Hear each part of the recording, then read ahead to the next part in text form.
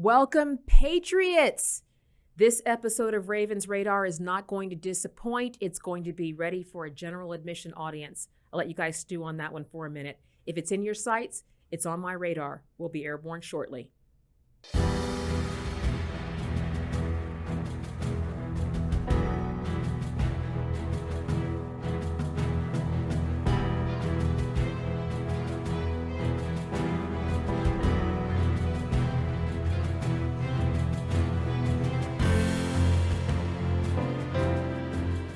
Welcome, Patriots, to this episode of Ravens Radar.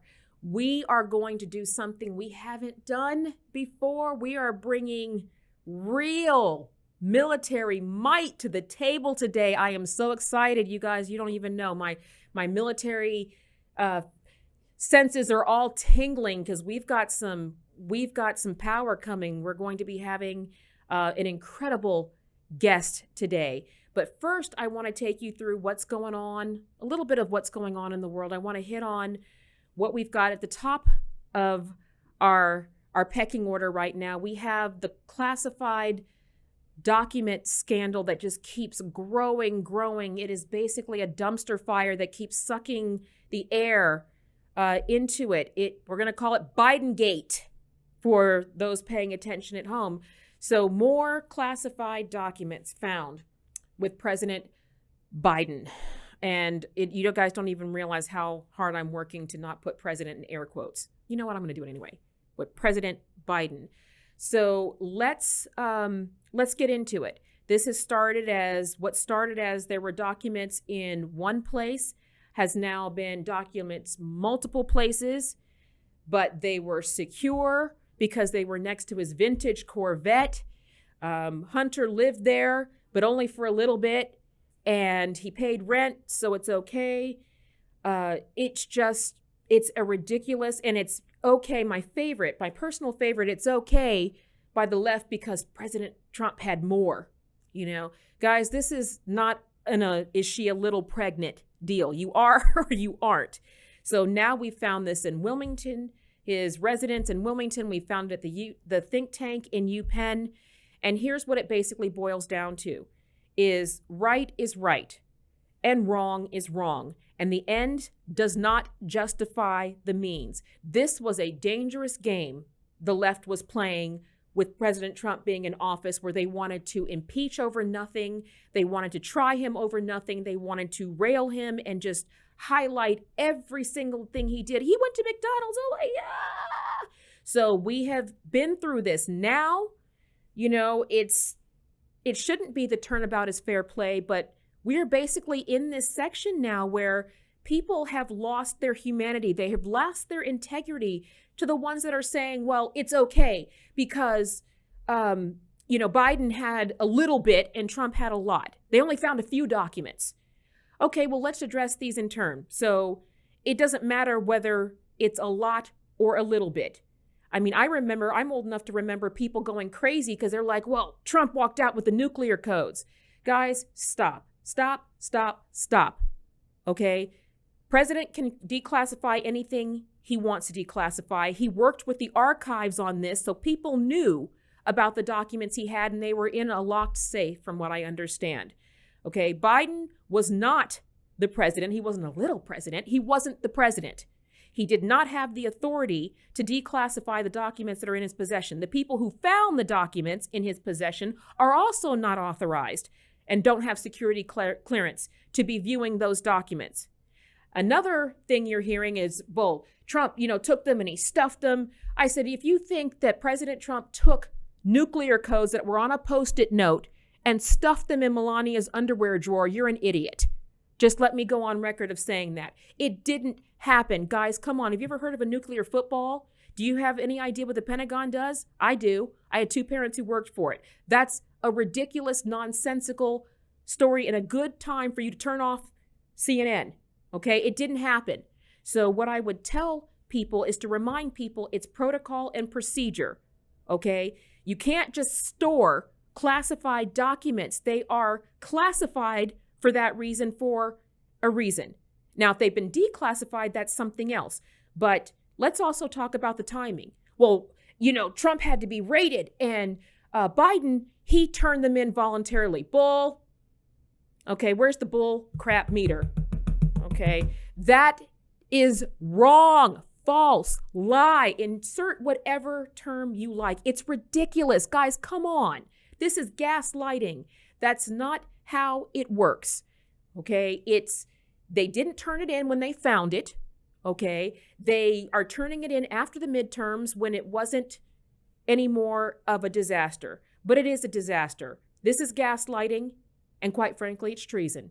This is unacceptable, and we need to be held accountable. There is a reason those documents are classified. There's a reason that they are supposed to be handled and stored in a certain way. And with 47 years in office, Biden should know that. So let's get back to the real problem of seeing if the Justice Department is actually going to do this, or if they've made us listen to a bunch of nonsense. Well, you know what? Better than that, why don't we get on right to the front line? So instead of just talking about what people on the front line and security and high level, ranking officials do, why don't we just get to it? We are going to be bringing on the one and only 3-star General Paul Funk. I am a huge personal fan of General Funk, and he's going to be giving us some front line. You want to know what the front line war from a general perspective looks like? I'm about to tell you. Stay with us.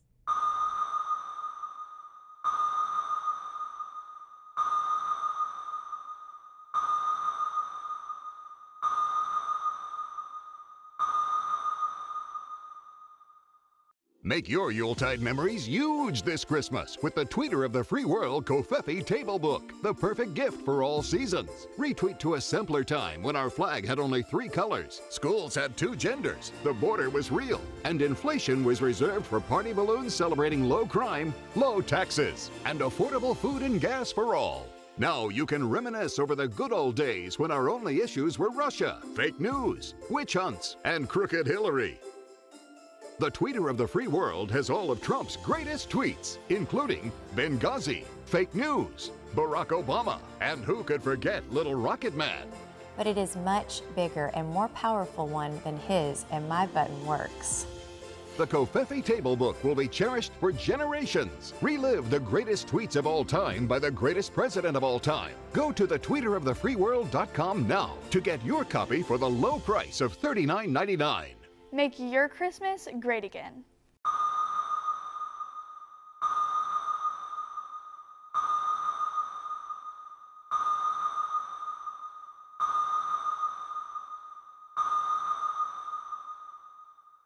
Welcome, Patriots, to this episode of Ravens Radar. Did I tell you it was going to be epic? This podcast is good for general audiences. I'm going to let you guys get for that. Today on our show, we have a real treat. As a military brat, the daughter of 2 retired Air Force lieutenant colonels and the wife of a retired Air Force major, I'm telling you, this is special because there's a breed that we don't have anymore. They just don't make them like this anymore. And I want to give Patriots some real hope and some real information from what it was like from somebody who really was on the front lines. So it is my pleasure to welcome to Ravens Radar, Lieutenant General Paul Funk. Thank you very much, Raven. Great to be here. Great to have you, sir. I am super excited. So for the people who are non-military, we're going to get them up to speed really quick. Okay. You are a lieutenant general, which is a 3-star Right. general in the retired United States Army. You bet. And you have a son, not to be confused with General Paul Funk, who is My son. your son, who Yes. is a 4-star. 4-star Yes. general. Takes after his mother. Yes, Obviously. So it is. So that is a legacy and a tradition. I guess we have that in common, don't we, sir? We do. But I really want to tell you, people don't have an idea of what this actually means. So, General from the front line, and you were in a few wars. You are military bred. So, give us a little insight into your military career. Sure. The 2 combat services that I had, first in Vietnam, I was an air cavalry troop commander, 248 soldiers, 27 helicopters of 3 different kinds. And we fought in war zone C where there weren't any villages, there weren't any friendlies. That was all NVA country, and we fought them almost every day. And by the way, at the end of that war, we almost lost our Army. That was a tough, tough time. We rebuilt that Army. It took us 15 years. My second combat tour was in Desert Storm, where I was privileged to command the 3rd Armored Division, Spearhead Division, as it was known from World War II days, an armored division. The most powerful formation in the world is the U.S. Army Armored Division. More combat power, 360 main battle tanks, 300 Bradley fighting vehicles, 120 155 howitzers, 2 squadrons of attack helicopters, Apaches in those days. Yes. So we had lots of combat power. 22,533 soldiers, 13% were women. And by the way, 13% were women. Absolutely. And they marched into that desert. We crossed the line of departure into Iraq through that berm from Saudi Arabia. Every soldier marched. And that's what we're going to get it, because right now you're giving kryptonite to the guys out there. This is the military might in there. What does that mean? Because people say right now, you hear those terms a lot. We're headed for uprising and battle. What does battle really look like? Tell our patriots what it looked like from the general's perspective going into hostile territory. Well, the first thing is, from the general's standpoint, I'll not forget, I'd been told this, I'd read this. I'm thinking the night before that we attacked. Jesus. If we haven't done our job, we, the senior guys, the generals, 3 of us in the division, and the colonels who commanded the brigades, if we haven't done our job, it's too late.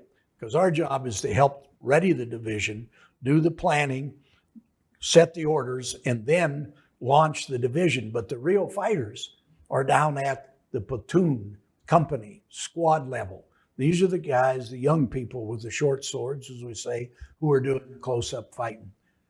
If we didn't do that right, it's too late. The general, now we could still screw it up. Believe me, the generals could, but not the soldiers. And they were magnificent. Nobody has seen a fight. That's the greatest first battle the U.S. Army has ever fought. There's a book called America's First Battles for our Army, 13 of those battles. On 11 of them, we lost them. The other 2 were bloody victories. This was the most overwhelming victory we'd ever had. And because we were so dominant, that first battle was the only battle of that war. Well, and I got to ask you this. So you had these, and 13% were women. You had this battle ready. They did their job. Anybody there care about whether it was a man or woman guarding your back? Anybody care about wokeness and political correctness when you were going into the enemy? No, ma'am, absolutely not. In fact, and today, of course, we have women in the combat arms. My grandson, in about 3 weeks in February, takes command of a cavalry troop in the 1st Cavalry Division. So it's our 3rd generation. Me, my son, my oldest son, and then my grandson. Oh, Patriots, are you paying attention? If something breaks out, we need to be with General Funk. It's going on in that family. They maybe can come rescue us. But what I was going to say is, was talking to him about his tank platoon leader there, and he said, she did this. I said, okay, you got a woman as the tank platoon leader. Yeah, she's doing great. Uh-huh. There you go. All right. That proves it. So I really believe that that's correct. And we've come a long ways in that regard. It's a tough racket, a tough business. And you were talking about your mom earlier, who's a retired Air Force officer, and how tough it was for her. Yes. And the people that worked for her and what she expected of them. Those kind of standards is what made our Army great at Desert Storm time. And that's what we need now. And I would like to roll into our overall military readiness, because this is what we're talking about here. We have a lot of conflicting information in the news right now. Sure. The information we have is that China and Russia, all these people are building up their armies, while ours seem to be depleted, demoralized. What does military readiness mean to us in this country? Okay, good. First of all, I will tell you that we were probably never as ready as we were at that time. But we put 5 armored divisions into that fight. We don't even come close to having that many anymore. Because of the wars we fought in the Middle East, we've continued to downsize the force in terms of what we call heavy forces, lots of combat power and so on. So for instance, we had about 7,000 main battle tanks in the U.S. Army at the time of Desert Storm. Today, we have less than 1,400 in the active force. Are you guys patriots? You getting this? 7,000 at the time that we went into Iraq for Desert Storm and Desert Shield. We have less than 1,400 now, right now, today in 2023. In the active force. Now, we didn't have 7,000 tanks but we had a hell of a lot in the force. We had the guard units that were armored divisions too then, see? So what the point I would make is that this stuff kind of slips away from you. Now, the second point I'd make is, instead of worrying too much about, I think we all keep an eye on critical race theory, things like that may be being taught.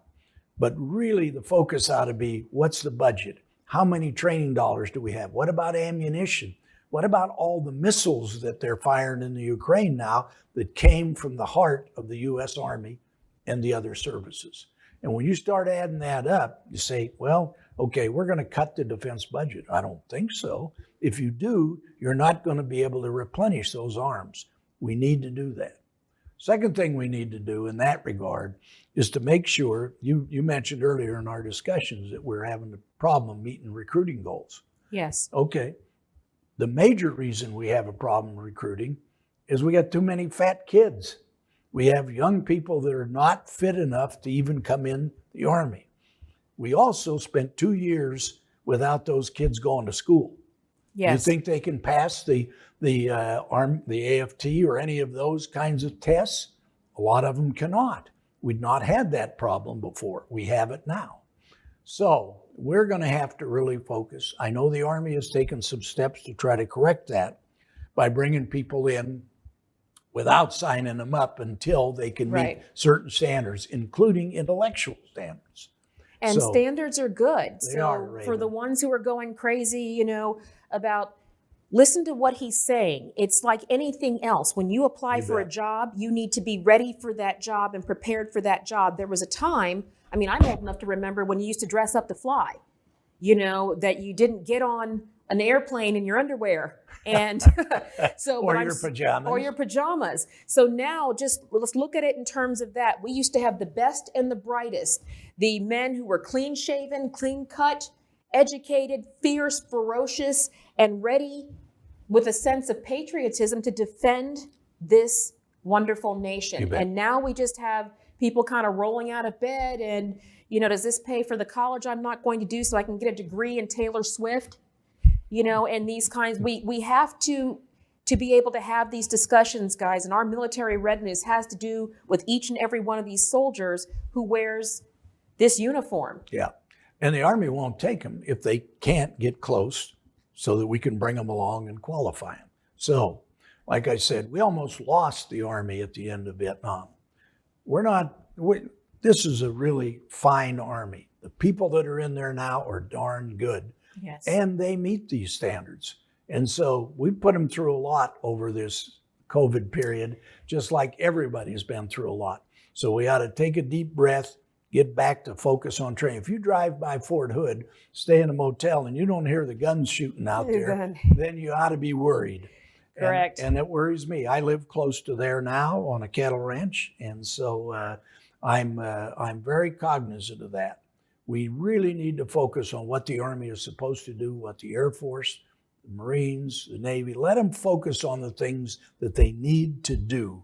And let's not let them get wrapped around the axle on some of these other things. Correct, including the social. So in that vein, I just want to hit on a point that you were so graciously point out.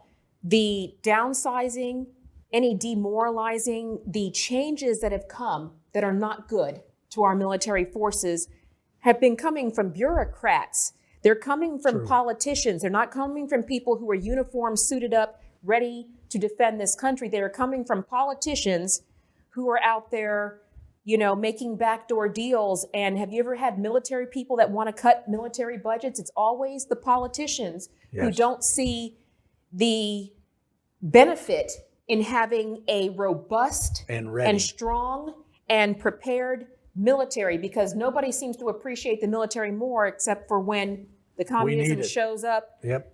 and it's too late, and particularly in this day and age. And so what you've said is exactly right. Let's get focused on what it is. It's training, readiness of the systems that you have. Can all your airplanes fly? Can all your helicopters? What about the guns? Will they shoot?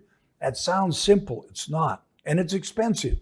Don't get me wrong, but I believe this in my heart. You can have a sort of mediocre army for about the same price as you can have an outstanding army. I don't think it costs that much more. You mentioned morale. Very important. Do we think we're the best in the world? Don't go around beating your chest.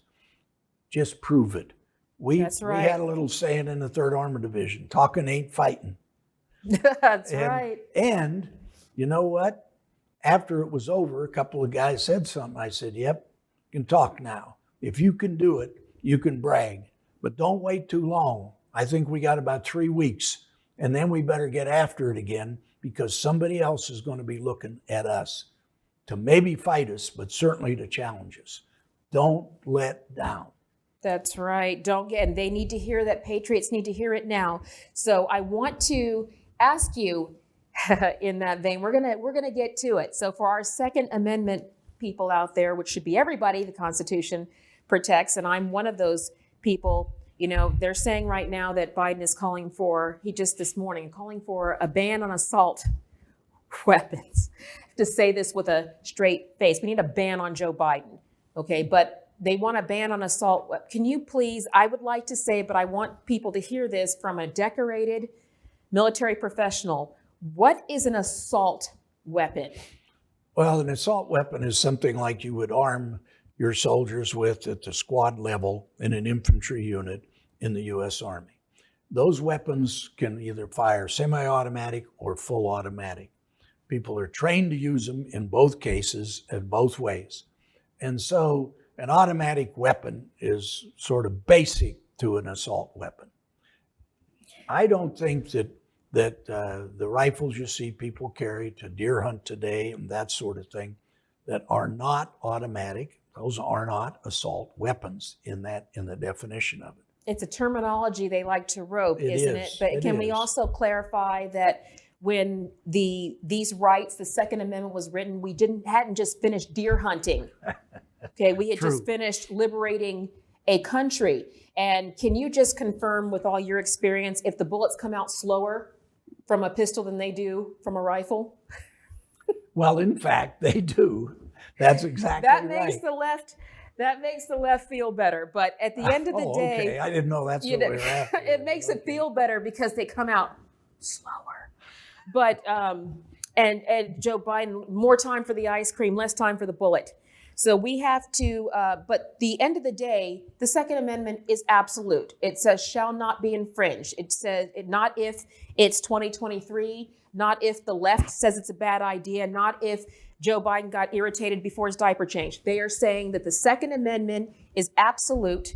That is, and those are rights that you fought for, sir. I would point that out, that we did in fact fight for those rights as written from the beginning. And in the end, a soldier fights really for his left and right, for one another.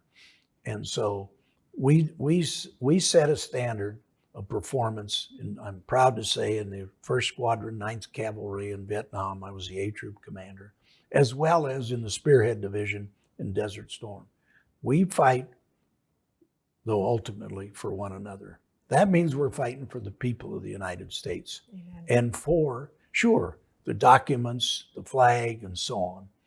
But the truth of it is what we want is for everyone to enjoy the rights they were given under the Constitution of the United States, and we'll defend that.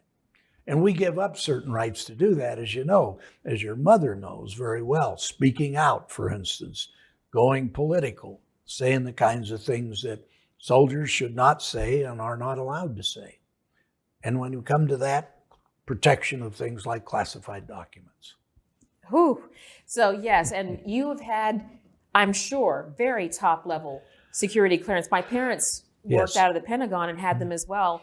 And I would just like to clarify for the people out there, the number of times that you stored your classified documents that you had access to in your garage is how many approximately? That would be zero. Absolutely none. And Number of never- times your son stored no way. classified No. documents in the garage. Anybody getting this? And the number of times that I came across my parents in any classified documents in my house. Of course not. Yeah, Paul commanded all of the troops in Iraq when we finally took out ISIS. He was, at that time, the commander of that element.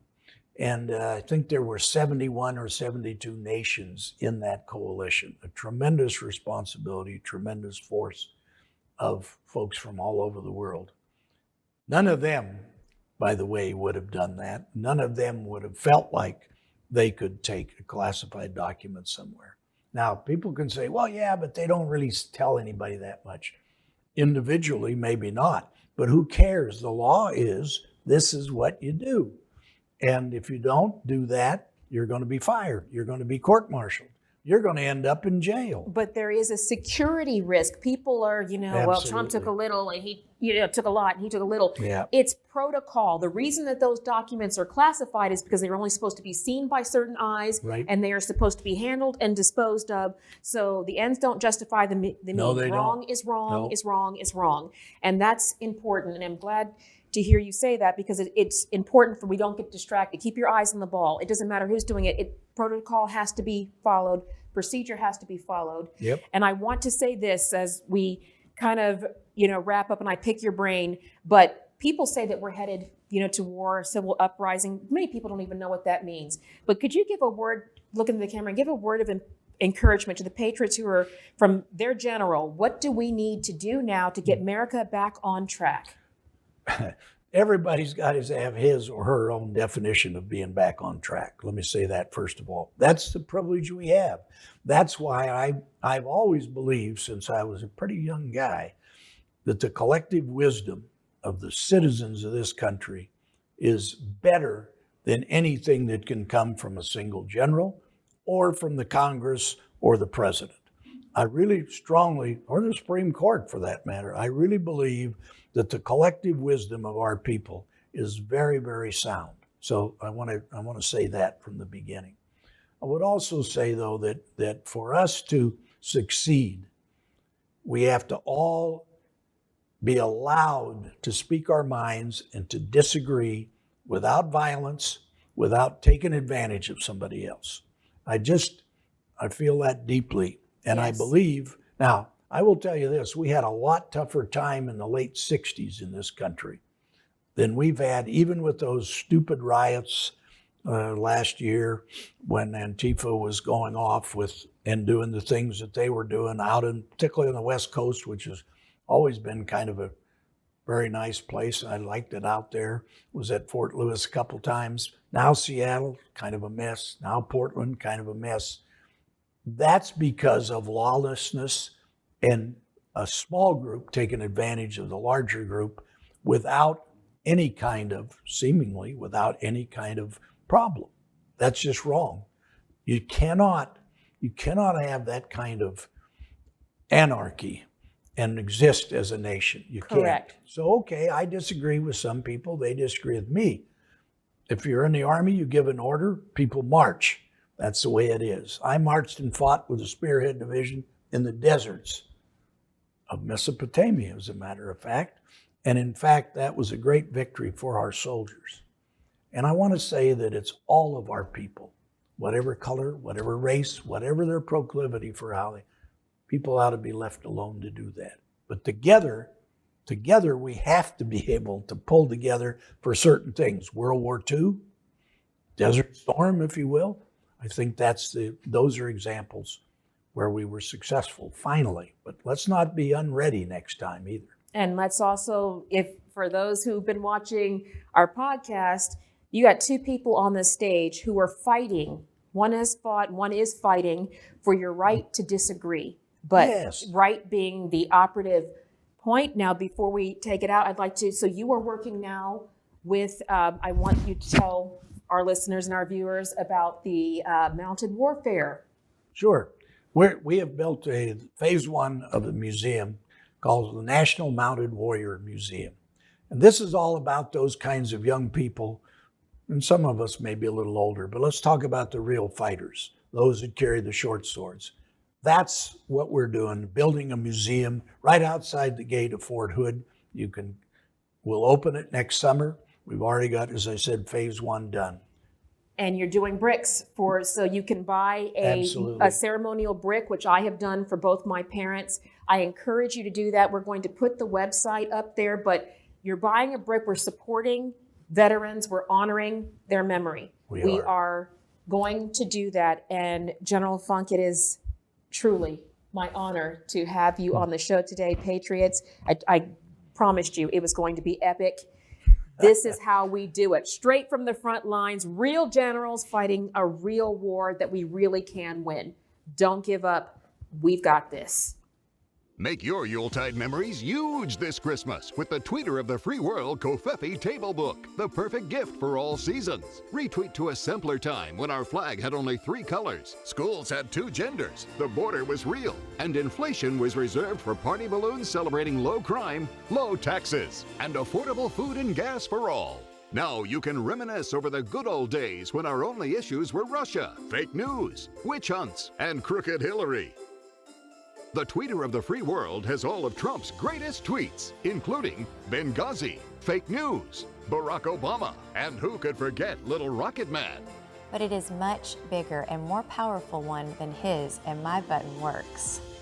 The Covfefe Table Book will be cherished for generations. Relive the greatest tweets of all time by the greatest president of all time. Go to thetweeterofthefreeworld.com now to get your copy for the low price of $39.99. Make your Christmas great again. Thanks again, Patriots, for joining us for this episode of Ravens Radar. I hope you enjoyed having General Funk on there, our real frontline fighter, real military men. They don't make them like that anymore, but we can again. So it's going to be great. Feel free to reach out to me for what's going on and how we're going to combat it. I'm at ravenharrison.com, or you can reach me on social media, Raven the Conservative Warrior. We also have a site for the podcast, Ravens Radar, and we've got the book, Raven's Mantle, coming out shortly. Go to ravenharrison.com for details. Patriots, we've got this. We were made for such a time such as this, and we can do it. We'll see you next time.